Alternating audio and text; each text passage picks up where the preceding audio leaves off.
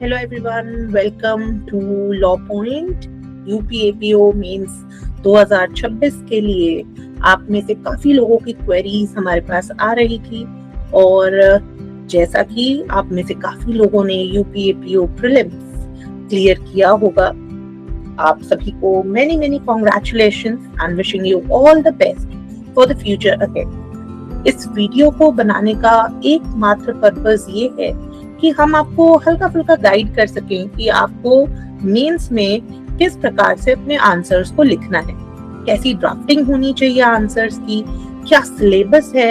ऐसा तो नहीं कि प्रीलिम्स निकल गया लेकिन एपीओ मेंस के सिलेबस पर आप में से किसी ने ध्यान ही नहीं दिया। तो इन छोटी छोटी चीजों को कवर करते हुए आज ये हम वीडियो बना रहे हैं एंड हम कोशिश करेंगे कि आप लोगों के साथ जुड़े रहें और मेंस के लिए आप लोगों को प्रॉपर गाइडेंस दें। सो जैसा कि आप सभी ने देखा होगा, सिलेबस अगर आप समझें मेंस 500 मार्क्स का है, द कंप्लीट गेम चेंजर।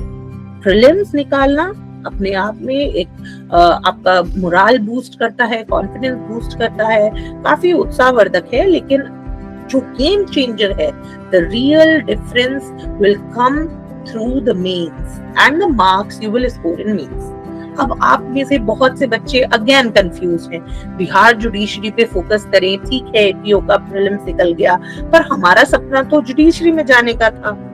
देखिए, मैं आपकी इस दुविधा को समझती हूँ, मैं ये भी मानती हूँ कि 3 इयर्स रूल और फिर उसके बाद वैकेंसी टाइमली ना आना, ये अपने आप में एक प्रेशर बिल्टअप करता जाता है। लेकिन इस बात से आप नहीं नकार सकते, इस बात को नहीं नकार सकते हैं कि अगर आप एपीओ के मेंस की तैयारी अच्छे से करते हैं, रिजल्ट जो होगा ऊपर वाले पे छोड़े, तो आपका जब भी जुडिशरी मेंस आएगा, आपकी हाफ द प्रिपरेशन डन है। आपके क्रिमिनल लॉज पर, आपके जीएस पर, आपकी लैंग्वेज पर एक मेजर कमांड होगी और वहां पे आपका एफर्ट कम हो जाएगा। तो ठीक है, बिहार जुडिशरी पे भी अगर आप फोकस कर रहे हैं, प्रीलिम्स की तैयारी कर रहे हैं, थोड़ा सा कोशिश करें अपने टाइम को मैनेज करने की। कम से कम दिन में बैठकर 2 आंसर्स ही लिख लें, क्योंकि कॉन्सेप्ट्स, अब हम ये अपेक्षा रखते हैं कि आपके कॉन्सेप्ट्स क्लियर हैं। अब आपको जरूरत है तो सिर्फ और सिर्फ आंसर फ्रेमिंग की। ओके, सो जैसा कि हम यहाँ पे देख सकते हैं इस पर्टिकुलर इमेज में कि हमारा जो मेंस का एक वेइंग स्केल है वो 500 मार्क्स का है, वेयर बाय जो हमारे इंग्लिश ग्रामर लैंग्वेज के जो पेपर है उसमें इंग्लिश और हिंदी दोनों है। इंटरेस्टिंग ये है कि हिंदी की वेटेज 100 मार्क्स है, English is 50 marks and GS is again 50 marks, यानी कि 200 मार्क्स आपके पूरी तौर पर मात्र आपके general awareness and how you express, आपका एक्सप्रेशन कैसा है, इस पर निर्भर करता है। जहां पर प्रेसी, ग्रामर, एसे, हिंदी और इंग्लिश दोनों का ही पार्ट रहेंगे। जनरल नॉलेज में करंट अफेयर्स को आप मिस नहीं कर सकते हैं। छोटे छोटे करंट के टॉपिक्स, मॉडर्न हिस्ट्री के कुछ टॉपिक्स, उनको हमें तैयार करके जाना ही पड़ेगा। और फिर हम आते हैं हमारे जो लॉ के पेपर हैं उन पर। लॉ के पेपर में मेजरली जो 2 पार्ट हैं, उसमें जो पेपर 4 हम देखते हैं, क्रिमिनल लॉ और प्रोसीजर, उसके अंदर हमारा भारतीय न्याय संहिता और जो हमारा बीएनएसएस यानी कि सीआरपीसी जो हुआ करता था, यूपी पुलिस एक्ट, ये तीनों आ जाते हैं। और ये 3 सब्जेक्ट्स मिलकर हमको कितने मार्क्स दे रहे हैं? 100 मार्क्स। वहीं पर जब हम देखते हैं भारतीय साक्ष्य अधिनियम, वो अकेला छोटा सा पतला सा दिखने वाला बेयर एक्ट हमारे को एक सेपरेट 100 मार्क्स पेपर दे रहा है। ऐसा क्यों? ऐसा इसलिए क्योंकि आप आगे चल के प्रोसिक्यूशन ऑफिसर होने वाले हैं। आपके लिए साक्ष्य अधिनियम को अच्छे से समझना जरूरी है और उसकी बारीकियां किस तरह से आप एक्सप्रेस करेंगे, वहां से प्रॉब्लम्स और जो आपकी इंटर रिलेटेड कुछ समस्याएं होती हैं, क्वेश्चंस होते हैं, वो सब इस बार के एग्जाम के लिए इम्पोर्टेंट है। क्योंकि ऑब्वियसली नए एक्ट्स आ रहे हैं, तो इंफॉर्मेशन टेक्नोलॉजी का क्या रोल है, हमारा जो इलेक्ट्रॉनिक एविडेंस है उसका क्या रोल है, उन क्वेश्चंस पर भी हमें फोकस करना होगा। और लास्ट का पेपर नंबर 6, जो मुझे लगता है हम सबके लिए एक ट्रबल मेकर है, जिसके अंदर आते हैं छोटे छोटे हमारे सारे एक्ट्स जिनको हम अन्य अधिनियम बोलते हैं। मेजरली यहाँ पे आप देखें तो हमने उसको 3 पार्ट्स में डिवाइड किया है, जिसमें आपके सोशल वेलफेयर प्रोटेक्शन से रिलेटेड एक्ट्स हैं, जिसमें पॉक्सो, SC/ST, डाउरी प्रोहिबिशन, इनको भी आपको तैयार करना है। कुछ यूपी स्पेसिफिक लॉज हैं, जैसे gangster act, prevention cow slaughter, ये सब यूपी में जो लागू हैं। और बाकी आपके arms act, UAPA, IT act, general acts हैं, छोटे छोटे एक्ट्स हैं, बट इन सभी एक्ट्स को भी हमें कहीं ना कहीं अपने लिए मेंस के पर्सपेक्टिव से तैयार करना है। तो छोटे छोटे शॉर्ट नोट्स हमें तैयार करते जाने हैं, प्रीवियस ईयर क्वेश्चंस को निकालकर हमें समझना होगा किस तरीके के क्वेश्चंस आते हैं, एंड बेस्ड ऑन दैट हम अपने आंसर राइटिंग को आगे फ्रेम अप करेंगे। अब हम आज आपके साथ इस वीडियो को जो बना रहे हैं उसका मेन पर्पस है कि मैं आपके साथ शेयर करना चाहती हूँ किस तरीके के आंसर्स हम लिखें, यूजुअली हम किस तरीके के आंसर्स लिखते हैं और क्या हमारी गलतियां होती हैं। Okay, so let's start.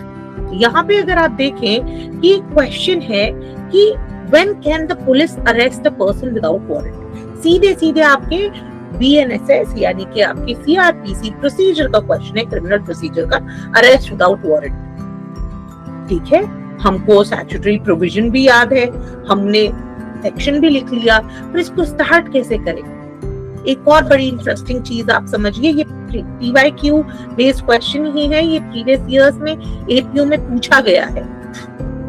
यहाँ पे आपका ये क्वेश्चन अगर आप पढ़ते हैं तो ये सिर्फ यहीं पर आकर नहीं रुक जा रहा, when can the police arrest a person without warrant. इस क्वेश्चन के 2 पार्ट्स आपको दिखाई देंगे। जैसे एक व्यक्ति को पुलिस बिना वारंट के कब अरेस्ट कर सकती है, जिसमें आपको प्रॉपर जो भी आपका बेयर एक्ट कहता है उन चीजों को स्टेट डाउन करना है। दूसरा पार्ट कह रहा है यहाँ पर एक्सप्लेन द स्टैट्यूटरी सेफगार्ड्स। ये चीज आपको हैबिट में डालनी होगी। क्या? वो ये कि जब भी हम पढ़ें, जब भी हम क्वेश्चन को पढ़ें, कम से कम 2 बार पढ़ें। अपने दिमाग में एक फ्रेमवर्क बनाएं कि क्वेश्चन के पार्ट कितने हैं। यहाँ पे एग्जामिनर का पॉइंट ऑफ व्यू आपको समझना होगा। कॉपी चेक करना बहुत बोरिंग काम है। आप कितना भी अच्छा लिख के आइए, एग्जामिनर मोटे मोटे तौर पे देखेगा, अच्छा इस क्वेश्चन के 2 भाग थे। मान लीजिए 3 पेपर में आपने बहुत अच्छे से लिखा, सारे के सारे जो प्रीवियस सेक्शन 41 हुआ करता था CRPC, उन सब पॉइंट्स को बहुत अच्छे से आपने डिस्कस किया, BNSS का सेक्शन 35 चैप्टर सब मेंशन कर दिया। लेकिन जो इसका नेक्स्ट पार्ट था, explain the statutory safeguards and procedural requirements to be followed after arrest under BNSS or CRPC with reference to constitutional provisions under Article 21 and 22। यानी कि अगर ये क्वेश्चन 20 नंबर में आता है, if it is a 20 marks question, you need to understand that first 10 marks will be based on this first part of the question and next 10 marks will be based on how you express and analyze the second part of the question। तो जब भी आपके सामने कोई भी question आता है, इसकी आदत आपको कैसे लगेगी? जब आप आंसर राइटिंग करेंगे। हमें क्या करना है? सबसे पहले क्वेश्चन को 2 बार पढ़ना है, अपने दिमाग में एक रफ ड्राफ्ट बना लेना है कि क्या ये सिंगल बात पूछ रहा है या ऐसा तो नहीं कि इस क्वेश्चन में 2 पार्ट्स हो। जैसे ये क्वेश्चन आपके PYQ APO से ही निकाला गया है और यहाँ पर आपको स्पेसिफिकली 2 पार्ट्स ये दिखाई देते हैं। अब सबसे मुश्किल आती है कि शुरू कैसे करें, आंसर राइटिंग की शुरुआत कैसे करें। अब जो यहाँ पे हमारे स्टूडेंट है उन्होंने बहुत अच्छे से इस आंसर को लिखा है, लेकिन छोटी छोटी कमियां हैं। जैसे अगर आप ये इंट्रोडक्शन देखते हैं तो ये इंट्रोडक्शन में देखिए क्या लिखा है। इंट्रोडक्शन में इन्होंने लिखा है the concept of arrest is based upon the balancing of interest between the individual accused and the societal interest. Whenever there is a prima facie case against an accused regarding his being committed an offense against the societal interest, it requires that a proper and effective investigation and criminal proceedings shall be conducted in order to determine whether the accused has committed the offense him or not. Now my question is, क्या आप यहाँ कोई research paper लिख रहे हैं? आप खुद examiner हैं। अगर मुझे अपने फर्स्ट ओपनिंग इंट्रोडक्टरी पैराग्राफ में टू द पॉइंट चीज नहीं मिलती है, बात आपने बहुत अच्छी लिखी है, it's a good philosophical beginning, but is it relevant for the APO mains answer writing? May be if you are LLM student, अगर आप रिसर्च पेपर लिख रहे हैं, आप कोई आर्टिकल लिख रहे हैं, मैं इसी चीज को बहुत अप्रिशिएट करूंगी। लेकिन आप एक बात समझिए, जब भी आप इस तरीके के कॉम्पिटिटिव एग्जाम्स देते हैं, स्पेसिफिकली अगर आप यूपी जुडिशरी, यूपी एपीओ की बात करते हैं, टू द पॉइंट लिखिए, क्रिस्प लिखिए, एग्जामिनर को ढूंढना ना पड़े आंसर में अंदर क्या है। इस पूरे फर्स्ट पैराग्राफ में कहीं भी हमारे इन स्टूडेंट ने ये क्लैरिफाई ही नहीं किया जो क्वेश्चन की पहली रिक्वायरमेंट थी। वो क्या थी? When the police can arrest without a warrant। अरे भाई, सबसे पहले जो आपने यहाँ सेकंड पैराग्राफ में लिखा है ना, ये नीचे जाके the provision regarding arrest without warrant are provided under this particular provision।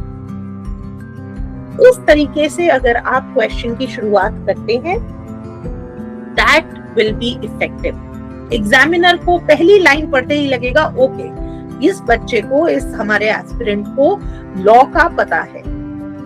मैं क्या करूं? आपको बहुत अच्छे से फिलॉसफी पता है।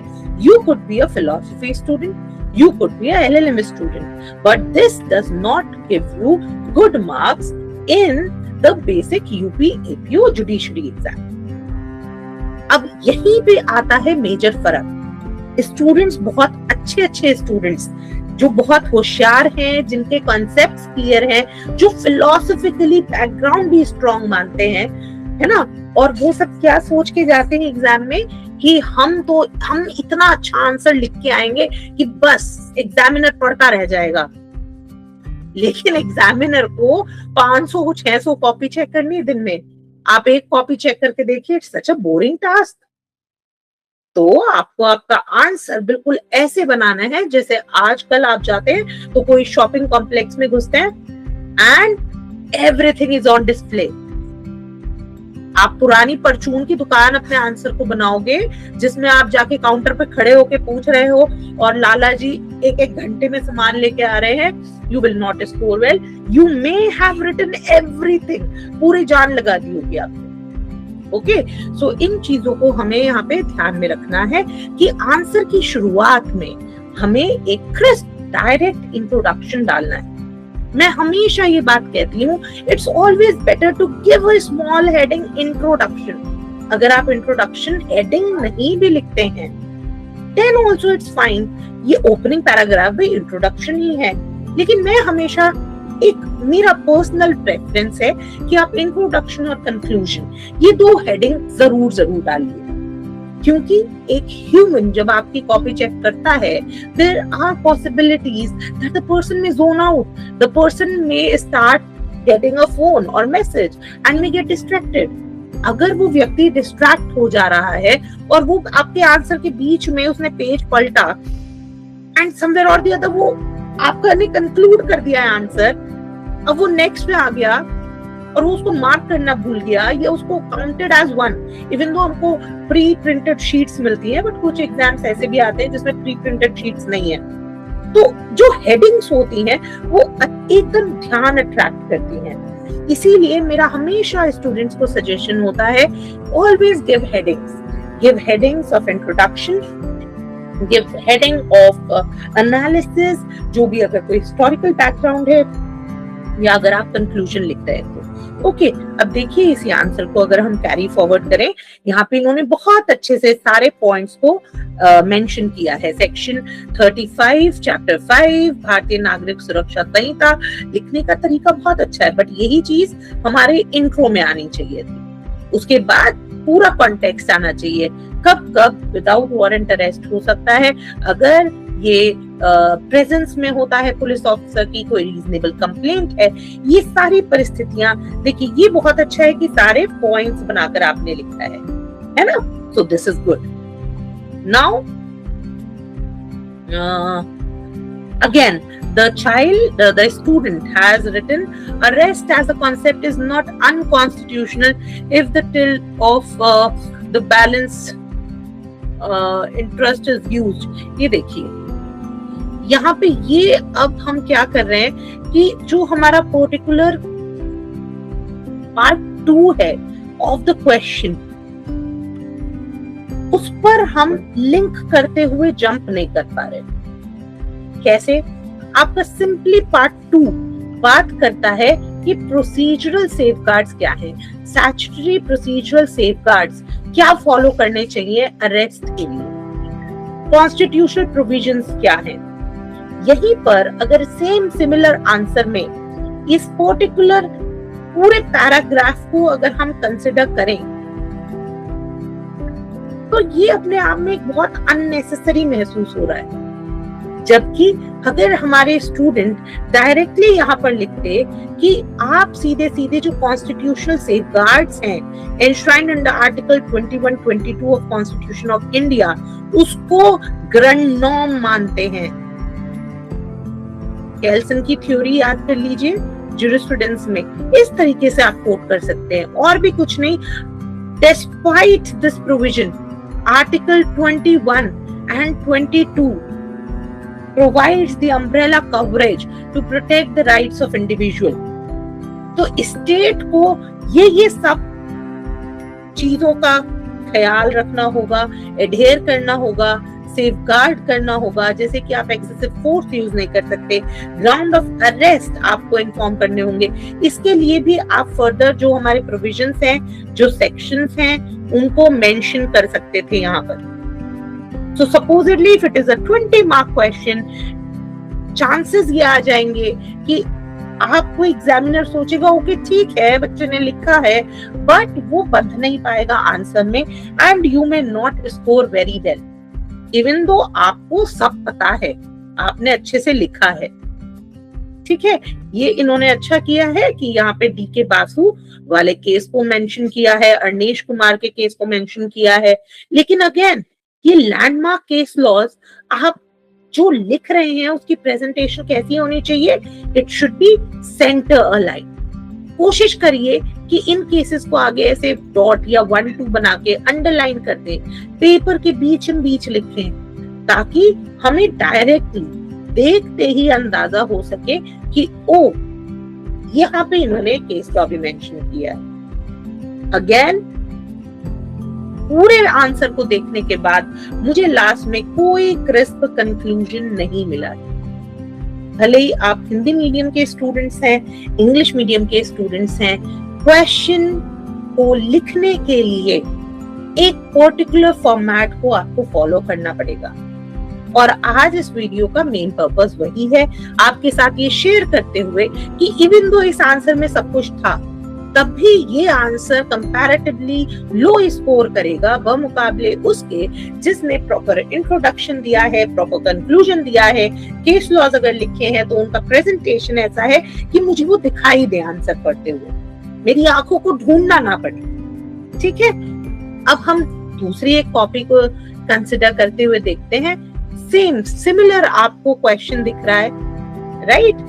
यहाँ पे आपको सीधे सीधे देखो, नंबर 1 राइटिंग डेफिनेटली एक इम्पैक्ट आता है, लेकिन एक बेटर और क्रिस्प आपको प्रोविजंस दिखाई देंगे on the very opening. Similar question, but यहाँ पे भी लिखा हुआ तो सेम था, सेम ही बातें थी। ये शुरुआत का इतना बड़ा पैराग्राफ लिखने से आपको लाभ की जगह क्या हुआ? डबल हानि, एग्जामिनर का इंटरेस्ट हटेगा, यार बेकार की बातें, फिलोसफिकल बातें लिख रहे हैं। और दूसरी बात क्या, दूसरी हानि क्या होगी कि आपका टाइम बहुत लगेगा। वहीं पे जब मैं इस आंसर को देखती हूँ, मुझे ऑन द वेरी फ्रंट ये दिखाई देता है, अच्छा अरेस्ट का क्या मतलब है, कहाँ पे इसको दिया गया है, मीनिंग कहाँ पे दिया गया है, अरेस्ट विदाउट वारंट इन कॉग्निजेबल केसेस कहाँ होता है, सेक्शन 35 ऑफ बीएनएसएस, सीधे सीधे सर्कमस्टेंसेस 1 2 3 करके आपने बनाए हैं। This is how a answer may score more and better. अब सिमिलरली यहाँ पे इन्होंने कोई पैराग्राफ ना डालते हुए अपने सेकंड पार्ट ऑफ क्वेश्चन को समझा और एक क्लियर क्रिस्प हेडिंग दी है ना।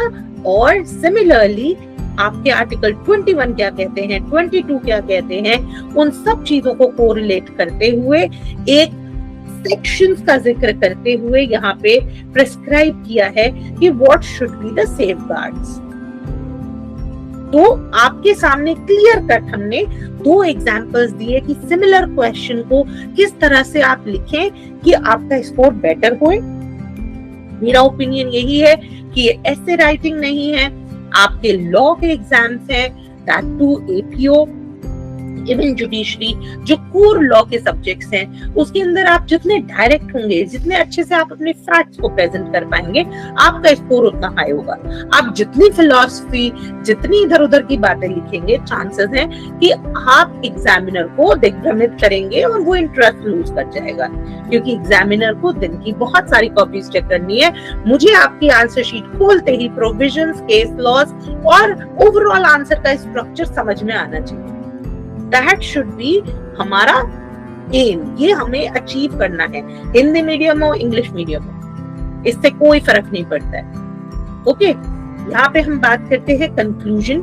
ये हेडिंग मैंने हमेशा बोला है कि इवन दो आपने लास्ट में जो इंट्रो ये अपना पैराग्राफ लिखा है, this is a concluding paragraph, but still it's always better कि आप एक कंक्लूजन करके हेडिंग डालें, उससे एग्जामिनर को सीधे सीधे यहाँ पे पता चल जाएगा। यहाँ पे मेरा इनपुट यही था कि डीके बासु का केस भी आप यहाँ पे डाल सकते थे और कोई केस आप डाल सकते थे, इवन तो आपने जोगिंदर कुमार डाला है। फर्दर डीके बासु में बहुत से सेफ गार्ड्स को लेके रूलिंग हमारे पास है ना।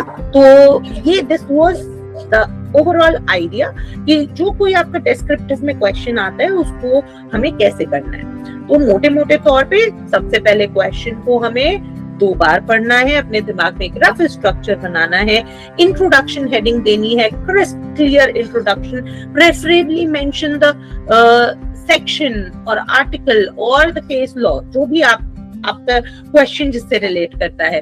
उसके बाद एनालाइज करिए उस क्वेश्चन में, अगर वो डायरेक्ट फैक्ट पूछ रहा है, डायरेक्ट आप अपने इंस्टीट्यूट जो भी लॉ है उसको मेंशन करिए, केस लॉ पे आधारित है, अगर केस लॉ के फैक्ट्स याद हैं, एक हेडिंग बनाइए, facts of the case, analyse.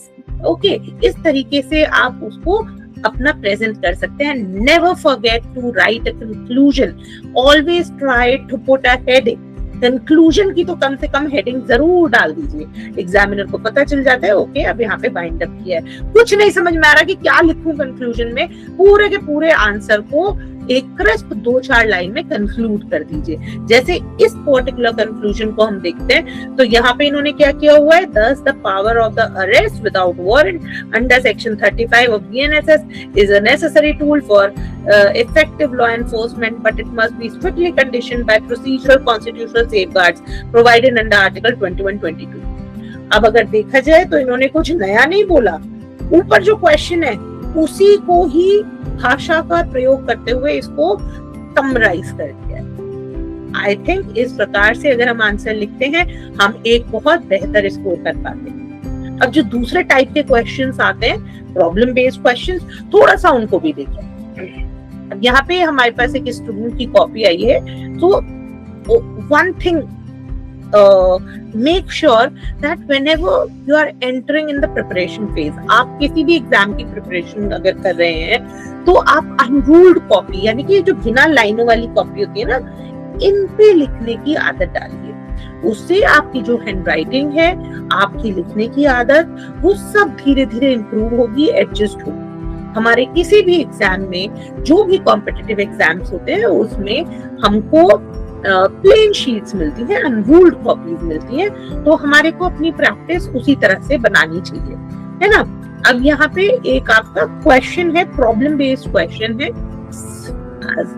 A being charged with embezzlement retains B, an advocate, to defend him. In the case of proceeding, advocate observes that an entry has been made in A's account book charging A with the sum said to have been embezzled. देखिए, इस तरीके से अगर problem आती है तो हम किस प्रकार से प्रॉब्लम्स को टैकल करेंगे, उसका मैं आपके साथ जल्दी से एक स्ट्रक्चर यहाँ पे डिस्कस कर लेती हूँ। हमेशा सबसे पहले आप लिखिए प्रॉब्लम के क्या फैक्ट्स हैं, उसको आप एनालिसिस ऑफ प्रॉब्लम लिख सकते हैं, ठीक, या फिर फैक्ट्स, ठीक। हल्का सा 2-3 लाइनों में आप यहाँ पे क्या लिखेंगे, फैक्ट्स ऑफ द केस लिखेंगे, पॉइंट्स बना दीजिए। उसके बाद इशू, ये इशू क्या है, यानी कि आपको किस बारे में अपना आंसर देना है, क्या वो एडमिसिबल होगा, क्या किस प्रकार का एविडेंस दिया जा सकता है, या अगर हम बीएनएस की बात करें क्या ये अपराध है या नहीं है ना। तो इस तरीके से आप यहाँ पे एक इशू फ्रेम करेंगे, जैसे यहाँ पे इस क्वेश्चन में इन्होंने एक इशू फ्रेम किया है। देन आपके पास रेलिवेंट लीगल प्रोविजंस क्या है, what is the relevant law, ठीक, उस चीज को हमें यहाँ पे देखना है, जैसे इस पर्टिकुलर क्वेश्चन में स्टूडेंट ने किया है। And then you have to bring the thorough analysis of problem, जिसमें आपके सामने जो फैक्ट्स हैं और जो लॉ है उनको साथ में आपको जोड़ते हुए देखना है। कोई अगर आपके सामने केस लॉ है तो आप यहाँ पे जुडिशियल व्यू या जुडिशियल प्रोनाउंसमेंट करते हुए केस का नाम भी आप लिख सकते हैं, जुडिशियल प्रेसिडेंट लिख सकते हैं, एंड लास्ट में कंक्लूड करेंगे जो भी हमारा क्वेश्चन था। इस तरीके का आपका एक स्ट्रक्चर होना चाहिए प्रॉब्लम सॉल्विंग का। That's all. ये 2 तरीके के क्वेश्चंस किस तरह से डील करने हैं आज की हमारी वीडियो में हमने कवर किया। मौका लगेगा आपको ऐसे किस तरह से लिखने हैं उनको भी हम डिस्कस करेंगे। जैसे यहाँ पे जीएस के भी हमारे सामने कुछ आंसर्स हैं, छोटे छोटे शॉर्ट नोट्स में ऐसे के भी हमारे सामने आंसर्स हैं, बट मुझे लगता है फिर वीडियो अननेसेसरीली लंबी हो जाएगी। Let's keep it till here and all the very best for your mains preparation. अगर आपको कोई भी समस्या है, आप मेंस के लिए गाइडेंस चाहते हैं, so contact us on the number given. Thank you. Have a great day. All the best.